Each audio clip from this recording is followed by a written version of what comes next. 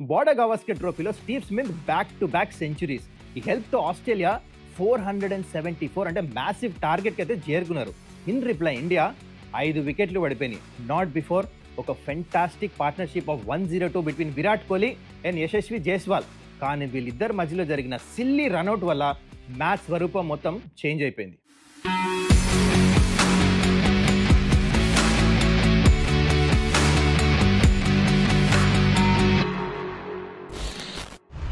నమస్కారం, welcome to Suman's dugout. Like always a gentle reminder, don't forget to subscribe to my channel. సరే, match విషయానికి వచ్చేద్దాము. మనమందరం అనుకున్నాం మార్నింగ్ ఇండియా ఇన్రోడ్స్ చేస్తుందా, కంబ్యాక్ చేస్తారా, 350 లోపల ఆల్అౌట్ చేస్తారా ఆస్ట్రేలియాని అని. కానీ అది జరగలేదు. స్టీవ్ స్మిత్ ఇంకా కమిన్స్ మధ్యలో 112 రన్స్ పార్ట్నర్షిప్ జరిగింది. అండ్ దానివల్ల ఈ మ్యాచ్ ఏమైపోయిందంటే ఇంకా ఇండియా ఇక్కడ నుంచి కంబ్యాక్ చేయాలంటే చాలా కష్టం అయిపోయింది పార్ట్నర్షిప్ వల్ల.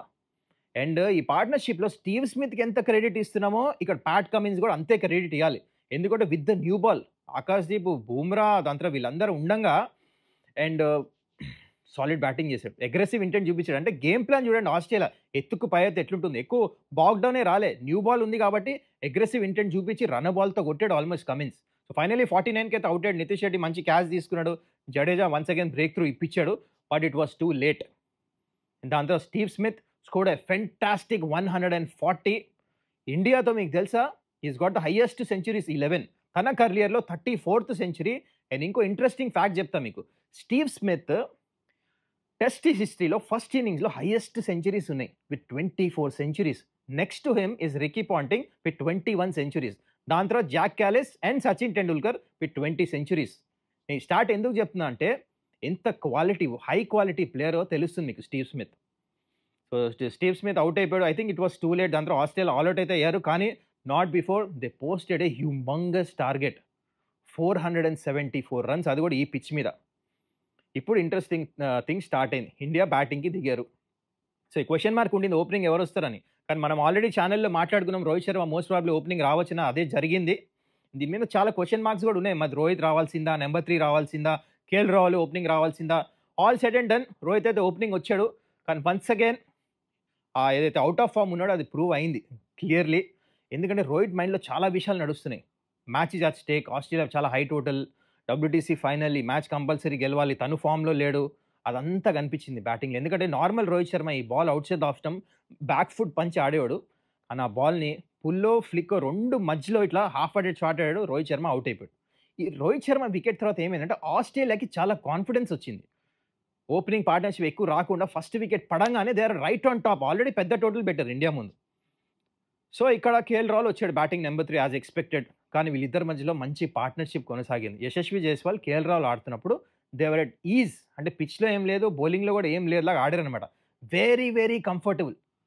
అండ్ కేఎల్ రాహుల్ చాలా మంచిగా ఆడుతున్న టైంలో just before last ball jaffa of ball వేసాడు అబ్బా కమిన్స్. నిజంగా చెప్పాలంటే సెట్ చేశాడు కేఎల్ రాహుల్ని. అండ్ చూడు కమిన్స్ స్పెషాలిటీ ఏంటంటే is a thinking bowler. Starc, Hazlewood వీళ్ళందరూ బౌలర్స్ చాలా వికెట్స్ తీస్తారు, కానీ కమిన్స్కి ఒక స్పెషాలిటీ ఉంది. అదేంటంటే లెంత్లో వేరియేషన్స్. అంటే బ్యాట్స్మెన్ ప్రెడిక్ట్ చేయకుండా బౌన్సర్స్, షార్ట్ ఆఫ్ లెంత్ ఇవన్నీ వేస్తూ ఎఫర్ట్ బాల్ ఉంటుందన్నమాట. టీం ముందు ఆ బాల్ వేసాడు. అండ్ టీం ముందు లాస్ట్ బాల్ ఆడేద్దామనే మైండ్ సెట్తో కేఎల్ రాహుల్ కూడా ఆడాడు అనమాట. ఫుట్ వర్క్ ఎక్కువ యూజ్ చేయలే, కానీ జాఫర్ ఆఫ్ బాల్ పడే అవుట్ స్వింగర్ టాప్ ఆఫ్ అక్కడ వికెట్ పడంగానే ఇండియాస్ బెస్ట్ బ్యాట్స్మెన్ ఈ టూర్లో కేఎల్ రాహుల్ అవుట్ అవ్వగానే మారలీ డౌన్ అయిపోయారు. సో ఆ బ్రేక్ వచ్చింది. అండ్ దాని తర్వాత విరాట్ వచ్చాడు. అండ్ చూడండి విరాట్ ఫైర్డ్ అప్ వచ్చాడు బ్యాటింగ్కి. అండ్ ఈ టెస్ట్ మ్యాచ్ కంటే ముందు 7 days గ్యాప్ ఉండింది. He prepared a lot hours together. Outside off stump balls వదిలేస్తాము, ఇండియా బౌలర్స్ని కానీ నెట్ బౌలర్స్ని కానీ. He practised a lot. Preparation మాత్రం ఇట్ వాజ్ ఎట్లా అంటే నార్మల్ మ్యాచ్ కంటే ఎక్కువ ప్రిపేర్ అయినట్టు కనిపించింది నాకు. ఆ రిజల్ట్ మ్యాచ్లో కనిపించింది. ఎందుకంటే తను ఆడుతున్నప్పుడు యశస్వి జైస్వాల్ అండ్ విరాట్ కోహ్లీ మధ్యలో పార్ట్నర్షిప్ 102 రన్స్ వచ్చింది. నేను చెప్తున్నా విరాట్ కోహ్లీ మొత్తం ఇన్నింగ్లో ఆడిన నాక్లో ఒక్క బాల్ కూడా outside off stump beat అవ్వలే. హీ వాస్ కాంపాక్ట్, కంట్రోల్లో బ్యాటింగ్ చేశాడు. అసలు బిలీఫ్ వచ్చింది, ఎస్ ఇండియా ఈ మ్యాచ్లో మళ్ళీ కంబ్యాక్ ఏమైనా చేస్తుందో, అలాంటి పార్ట్నర్షిప్ నడుస్తుంది. అండ్ ఇంకో పక్క యశస్వి జైస్వాల్కి క్రెడిట్ ఇవ్వాలి. ఈ యంగ్స్టర్ని ఎంత ప్రైజ్ చేసినా తక్కువ. ఎందుకంటే at a very young age చాలా త్వరగా నేర్చుకుంటున్నాడు తన మిస్టేక్స్ నుంచి. పిచ్ కొంచెం మూవ్ అవుతుంది, క్వాలిటీ బౌలర్స్ ముందు బౌలర్ మంచిగా వేస్తున్నాడు, స్టార్క్ మంచిగా వేస్తున్నాడు, న్యూ బాల్ డిఫరెంట్ ప్లాన్స్తో వచ్చాడు. కమిన్స్ కూడా డిఫరెంట్ లెన్స్, బౌన్సర్స్ చాలా ప్లాన్స్ ట్రై చేశారు జైస్వాల్కి. ఒక్క ప్లాన్ కూడా పనిచేయలే. ఈ was showing compact defence, cover drives ఆడుతున్నాడు. He was looking very elegant. చాలా నచ్చింది బ్యాటింగ్. కానీ దేర్ వాజ్ దిస్ ఇన్స్టెన్స్ కదా, మొత్తం మ్యాచ్ స్వరూపం మారిపోయింది. మీరు చూసుంటారు ఆ రన్అట్. అన్నెసెసరీ రన్అట్ ఇది నిజంగా చెప్పాలంటే. కానీ మీకు రీజన్ చెప్తా ఇక్కడ ఏమైందో, రన్అట్ ఎందుకైందో. Jaiswal batting on 82. End of days ప్లేకి ఇంకా హాఫ్ అన్ అవర్ టైం ఉంది. అవతల బాగా మిచ్ మార్చ్ బౌలింగ్ వేస్తున్నాడు. ఈ యంగ్స్టర్ మైండ్లో ఏముండిందంటే త్వరగా ఆ ఓవర్లో లాస్ట్ బాల్ ఉండింది.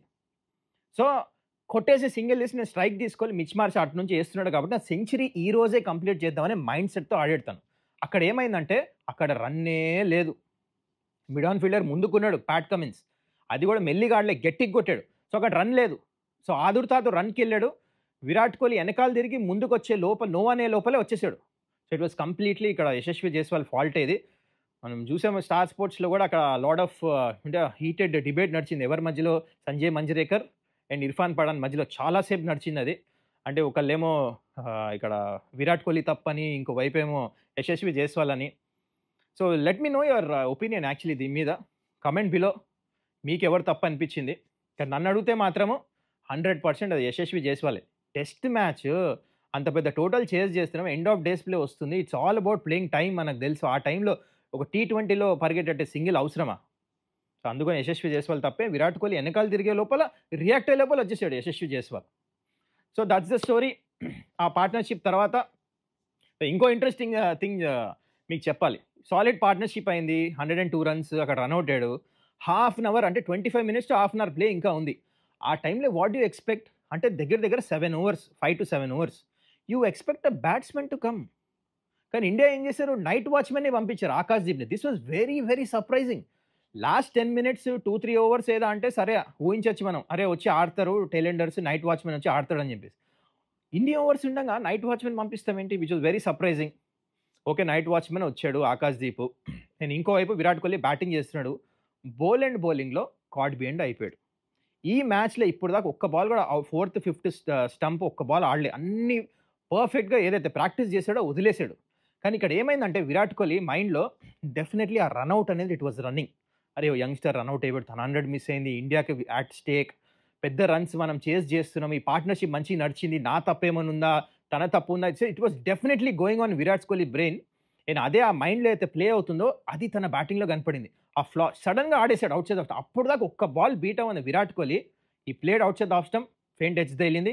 బోలెండ్ gets the best wicket, main wicket అక్కడ. కంప్లీట్ టర్న్ అరౌండ్ చూడండి. సడన్గా ఇండియా 4 wickets డౌన్. దాంతోపాటు తర్వాత మళ్ళీ బోలెండ్ ఇంకో వికెట్ కూడా తీసాడు ఆకాశ్దీప్ కూడా. You can't expect Akash Deep to come and play 5 overs man, come on. And అక్కడ ఆకాశ్దీప్ అవుతాడు, మంచి క్యాచ్ కూడా తీసుకున్నారు ఆస్ట్రేలియా అక్కడ. దాంతో India 5 wickets end of days play, 310 runs behind. ఇంకా మ్యాసివ్ టార్గెట్ ముందుంది, 3 days టైం ఉంది. సో ఇండియా గేమ్ ప్లాన్ ఎట్లా ఉండాలి going forward? First of all let me tell you, ఈ టెస్ట్ మ్యాచ్ ఆస్ట్రేలియా వైపు వెళ్తుంది. Australia drivers seat like yesterday ఇవాళ కూడా డామినేట్ చేశారు. కానీ ఇండియా ఇక్కడ నుంచి ఏదైనా కంబ్యాక్ చేసి డ్రా చేయాలంటే, గెలుస్తామైతే లిటరలీ చాలా కష్టం ఇక్కడ నుంచి, కానీ అట్లీస్ట్ డ్రా చేయాలంటే గేమ్ ప్లాన్ ఇండియాది ఏమి ఉండాలి? సో కరెంట్లీ ఇండియాకి పంత్ ఇంకా జడేజా ఆడుతున్నారు. పంత్ ఫాస్ట్ ఆడతాడు మనకు తెలుసు, అదే సిద్ధాంతం ఫాలో అవ్వాలి. Jadeja can play time. దాని తర్వాత Washington Sundar also can play time. అంటే వీళ్ళకి టెక్నిక్ ఉంది, లాంగ్ ఇన్నింగ్స్ ఆడే టెంపర్మెంట్ ఉంది. నితీష్ రెడ్డి కూడా ఎట్లా అంటే మిక్స్డ్ అగ్రెషన్, ఎప్పుడు కావాలన్నా కొడతాడు, ఎప్పుడు కావాలన్నా డిఫెన్స్ ఆడతాడు. అదే స్వభావం యూజ్ చేయాలి. And they should actually carry the game plan. వాళ్ళకి అగేన్స్ట్ ఆడదు, అంటే పంత్ డిఫెన్స్ ఆడతాం అవన్నీ చేస్తే మళ్ళీ ఇస్ అగేన్స్ట్ హిస్ నేచర్, అప్పుడు అవుట్ అయ్యే ఛాన్స్ ఉంటుంది. So it's all about playing session by session. Maximum ఎంత ఎక్స్టెండ్ చేస్తే అంత ఎక్స్టెండ్ చేయాలి. దట్స్ ద ఓన్లీ వే. నేను మీకు ఇంకోటి చెప్తా, ఇక్కడ నుంచి ఆస్ట్రేలియా గేమ్ ప్లాన్ ఏముంటుందంటే, వాళ్ళు మాత్రం కంపల్సరీ ఫాలో అని మాత్రం ఇయ్యరు. ఎందుకంటే వాళ్ళు ముగ్గురే ఫాస్ట్ బౌలర్స్ ఉన్నారు, ఎక్స్ట్రా ఫాస్ట్ బౌలర్స్ కూడా లేరు. వాళ్ళకి రెస్ట్ కావాలి. ఇప్పుడు ఈ టీంని ఇండియాని ముందు ఈ మిగతా 5 wickets చేస్తానే టైం పడుతుంది. సో అక్కడే అలసిపోతారు బౌలర్స్ వాళ్ళు. సో ఫాలో అని ఇయ్యరు. ఎందుకంటే ఆస్ట్రేలియా ఈ మ్యాచ్ ఓడిపోవాలంటే the only way is by giving India follow on. ఎందుకంటే ఒకవేళ ఇండియా మళ్ళీ బ్యాటింగ్ ఇచ్చారనుకోండి, ఫటాఫటా కొట్టి ఒక 150 runs లీడ్ తీసుకున్నారు అనుకోండి, ఎందుకంటే వికెట్ మంచిగానే ఉంది ఇంకా, అప్పుడు మళ్ళీ లాస్ట్ డే ఈ పిచ్ మీద బ్యాటింగ్ కష్టంగా ఉంటుంది. అప్పుడు ఏమైనా అటు ఇటు అయ్యే ఛాన్స్ ఉంటుంది. అందుకని ఆ ఛాన్స్ తీసుకోరు. సో అందుకని ఏం చేస్తారంటే ఆస్ట్రేలియా ఇండియాని ఫస్ట్ 5 wickets క్విక్గా ఆల్అౌట్ చేసి మళ్ళీ బ్యాటింగ్ చేసి త్వరగా ఎక్కువ రన్స్ కొట్టి మినిమం ఒక 400 టార్గెట్ ఇస్తారు. They'll give at least minimum 1.5 days play ఇస్తారు బ్యాటింగ్కి. That will be the target. So అది దృష్టిలో పెట్టుకొని మన ఇండియా గేమ్ ప్లాన్ అట్లా ఉండాలి. So bat as long as possible, we can do it definitely. ఈ గేమ్ ప్లాన్ ఫాలో అవ్వాలి. మరి what you have to say about this test match? మరి చెప్పండి వాళ్ళ రన్అట్ గురించి. I want your views Virat Kohli ఇంకా యశస్వి జైస్వాల్ మధ్యలో జరిగింది. What you think about it? And Steven Smith ఇంకా చెప్పిన records he's been a fantabulous player for Australia. And India game plan ఎలా ఉండాలి రేపు? Let me know your comments. See you.